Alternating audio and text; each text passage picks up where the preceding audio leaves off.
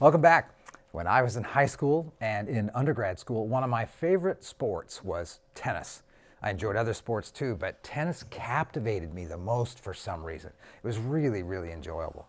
One of my earlier coaches in high school was an excellent tennis player, as well as a teacher and a coach of tennis.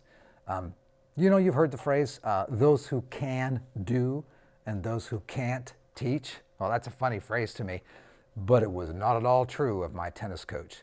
He was really, really good. And we played together a lot, one-on-one, and we'd also play in doubles a lot.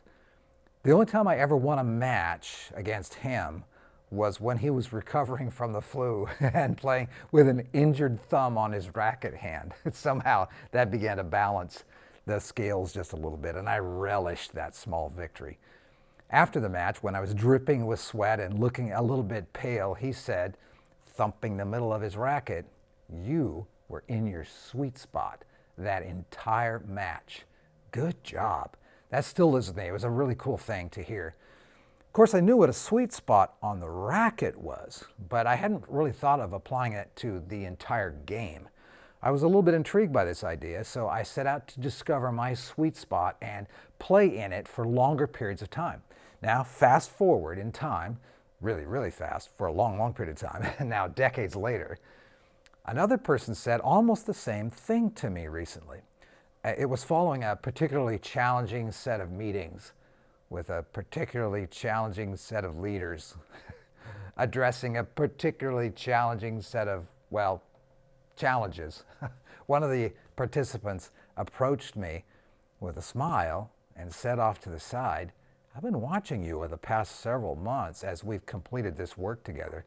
You're really in your sweet spot." Well, I was kind of taken back a little bit, but I thanked him for the observation.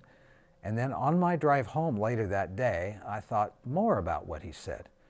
And I agreed. Something was different. And I know full well what it's like when I'm not working in my sweet spot. I've got a great deal of grit and a lot of endurance, and I'm able to work for very long periods of time outside of my sweet spot. But I find that I'm much more tired, a little more critical, a lot less joyful, and perhaps even a little less effective when I'm not working that way. So what about you? You know what I'm talking about?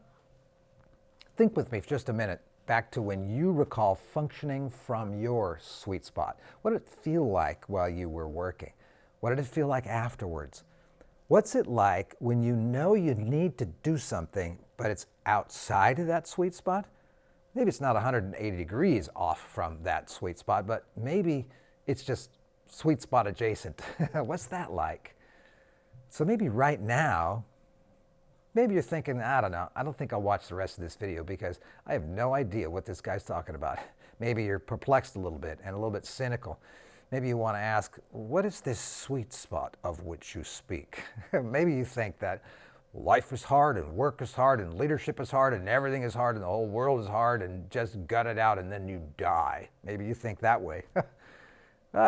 Maybe you're only like 20 years old and you're full of energy and ideas and time to spare, and it's not yet all that clear to you that there is a really good way to work. And if that's you, that's okay. You can click away and go watch a video about how to develop your own personal brand or some such nonsense. With all due respect, bless your heart. Have fun with that. But if that's not you, perhaps you're getting a little tired, a little brittle, a little burnt out. You can probably keep working like that for a while, but the prospect of that isn't all that enticing. You want to work and you want to live in a better way. And I say it all the time, leadership is hard, but don't make it harder than it needs to be. I say it because I mean it. Actually, good leadership is hard. Bad leadership is easy, right? You get my idea. So it may take a while and many experiences for you to identify it, but understanding your own sweet spot as a leader or a manager or a supervisor is crucial to your long-term success. That doesn't mean that the only things we ever engage in or do are in our sweet spot, but a bunch of them should be. When I finish some work and I think, wow, that was easier than I expected, and the results were better than I expected, it's probably because I was working from that sweet spot. When I look forward to engaging in the work and engaging with the people that I'm going to be working with, and I feel enthused rather than exhausted before the work even begins, it's probably because I'm in that spot, in the zone.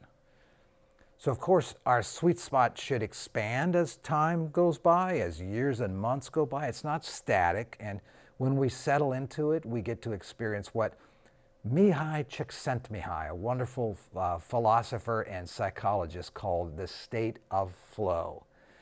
That state of flow, according to him, means that we have clear goals and we have immediate feedback while we're doing the work. We know exactly what needs to be done and we get instant feedback on our progress. It also means that we have a balance of skill and challenge. The task is difficult enough to be engaging, but not so hard that it causes immediate failure and frustration. It's just barely out of our reach. But it also means we have complete concentration. Intense focus on the present moment is what happens when we're in our sweet spot, and distractions fade away to the side. Another thing it means is that we merge action and awareness. It's our action and our awareness feels automatic and spontaneous with little momentary separation between thinking and doing. It's almost at the same time. Another characteristic of this being in this sweet spot or this state of flow is that we lose most of our self-consciousness. Doesn't mean we're unconscious. It means that thing where we're thinking about ourselves all the time kind of steps into the background. Self-doubt, worries fade as we become fully immersed in that sweet spot. It also means that we have a keen sense of control. We feel in command of the situation, even if just barely, with high challenge in the work itself. And another thing it means is that time, this is fascinating to me, is transformed. It's almost as though it's suspended. Time either seems to speed way up or slow way down or stop. Time isn't, I guess, it isn't even a thing when we're in the sweet spot.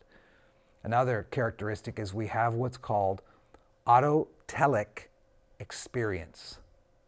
That means it's intrinsic reward. It means the activity itself becomes the reward.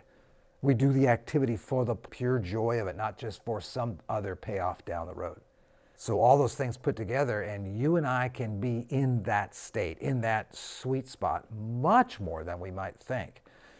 Although at first, the first few times we experience it, I guess, it seems like it was accidental or serendipitous, but it's not. It's intentional. I love working from that state, and I have learned to deliberately put myself there, and then for those things that really matter, to work from that spot, from that sweet spot or that place. And I want you to experience it too. It's one of the key things I've learned that keeps me from burning out and leading from a weary, crusty, cynical, critical, fearful place.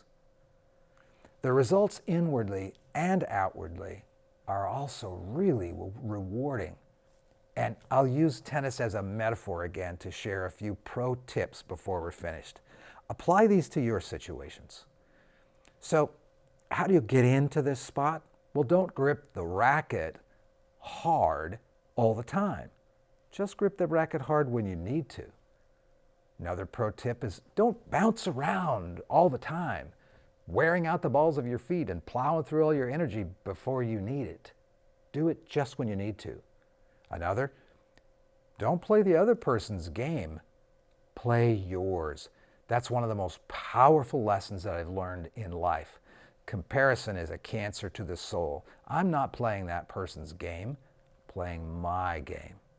Another idea, don't be your own worst critic. Be an inner observer instead of an inner critic. Pay attention to how you talk to yourself. The content and the tone of your inner narrator's voice will change when you're in your sweet spot. Think about that. And then here's another idea that we learned from tennis. Look where you want the ball to go not where the ball is at that moment. And that takes a little bit of skill. Here's a couple of more pro tips. Breathe.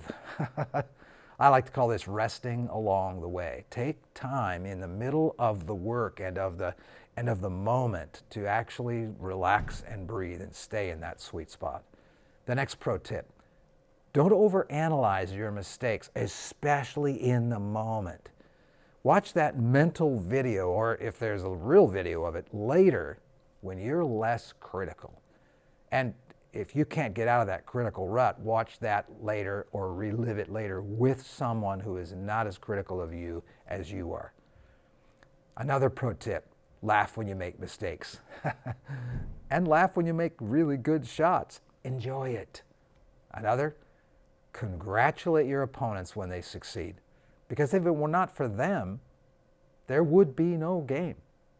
Another, congratulate your opponents when they succeed, because if it were not for them, there wouldn't be a game. Ask yourself after every event, were there any particularly smooth moments that I can recall, and replay them. And lastly, default to gratitude rather than greed.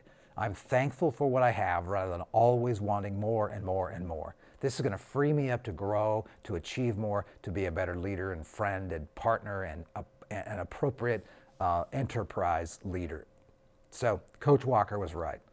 I was in my sweet spot, and my friend was right too. When you lead from that sweet spot, others can see the difference. Leadership is hard. Remember, don't make it harder than it needs to be by thinking it's supposed to be hard all the time. Well, when the makers of this bourbon did it, they were definitely in their sweet spot. So I think I'm going to celebrate their sweet spot. Here's to you.